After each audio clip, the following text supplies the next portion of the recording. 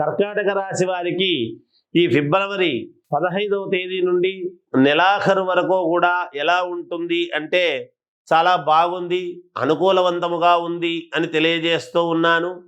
ప్రయత్నాలు ఏ కార్యక్రమము కావాలన్నా ప్రయత్న కార్యసిద్ధి అంటున్నాడు. అంటే మీరు ప్రయత్నం చేయండి, గట్టిగా కార్యసిద్ధి అనేటువంటిది కలుగుతుంది తప్పకుండా.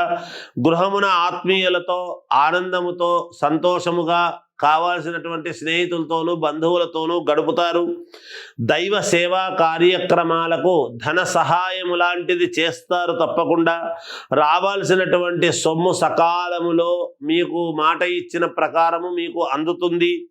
వ్యాపార విస్తరణ ప్రయత్నాలలో ఆలోచన అనేటువంటిది కార్యరూపము దాల్చి ఒక అడుగు ముందుకు వేసే విధముగా ఉంటున్నది.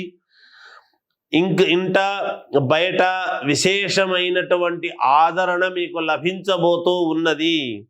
వివాదాలు అనేటువంటివి గతంలో ఏమైనా ఉంటే అవి ఇప్పుడు పరిష్కరించుకునేటువంటి దిశగా ఉండబోతున్నాయి.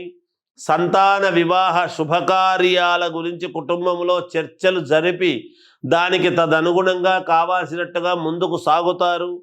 ఉద్యోగ విషయంలో పై అధికారులతో సంప్రదించడానికి చేసేటువంటి ప్రయత్నాలు అన్నీ కూడా మీకు సఫలీకృతమవుతాయి, మీకు అనుకూలముగానే ఉంటాయి గాక. వృత్తి వ్యాపారాలు మరింత ఉత్సాహాన్ని ఇచ్చేటువంటి విధముగా, అంటే లాభాలు వస్తూ ఉంటేనే కదా పనిచేసేవాళ్ళు, కానీ లాభాలు వస్తుంటే ఇంకా కొంచెం ముందుకు వెళదాం అనేటువంటి భావన మీకు కలుగుతుంది. నిరుద్యోగులకు అవాంతరాలు తొలగి నూతన ఉద్యోగాలు అనేటువంటివి వచ్చి తీరుతాయి గాక, లభిస్తాయి. ఈ మాసము చివరిలో మిత్రులతో చిన్నపాటి కలహాలు కలిగేటువంటి సూచనలు కనపడుతూ ఉన్నాయి.